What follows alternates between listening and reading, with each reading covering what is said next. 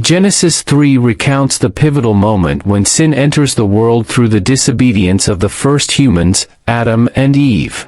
The serpent's deception. The chapter begins with the serpent, described as more cunning than any other wild animal. The serpent tempts Eve by questioning God's command, suggesting that eating from the tree of the knowledge of good and evil will not lead to death but will instead open their eyes, making them like God, knowing good and evil. The disobedience. Eve, persuaded by the serpent, sees that the tree is good for food, pleasing to the eye, and desirable for gaining wisdom. She eats the fruit and gives some to Adam, who also eats. The consequence: after eating the fruit, both Adam and Eve realize they are naked, and they sew fig leaves together to cover themselves. The confrontation with God. When they hear God walking in the garden, Adam and Eve hide among the trees, but God calls out to them. God questions Adam, who admits he was afraid because of his nakedness and hid.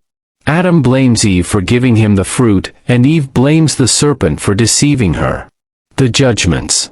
God pronounces specific judgments on the serpent, Eve, and Adam, outlining the consequences of their disobedience.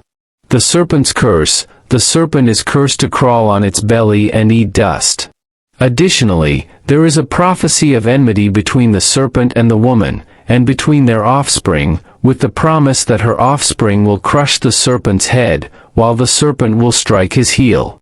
Eve's punishment. Eve is told that her pain in childbirth will be greatly increased, and her desire will be for her husband, who will rule over her.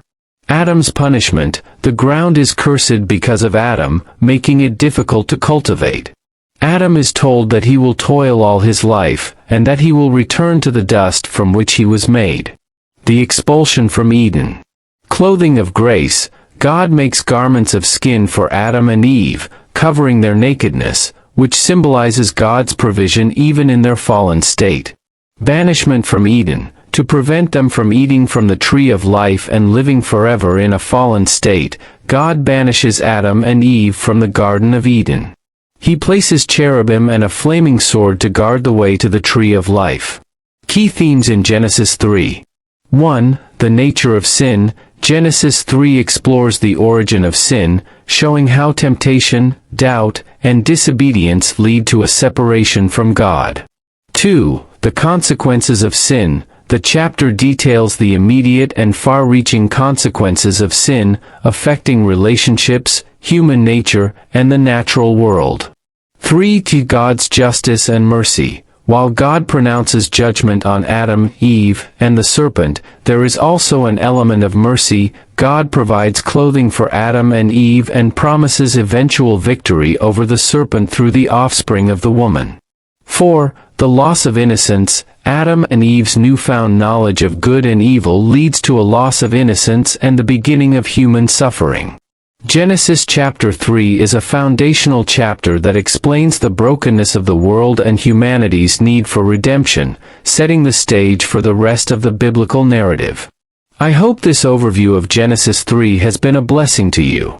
If it has, please consider subscribing to this channel, liking the video to help others find it, and sharing it with someone to spread God's word. Thank you, and I look forward to seeing you next time. God bless you.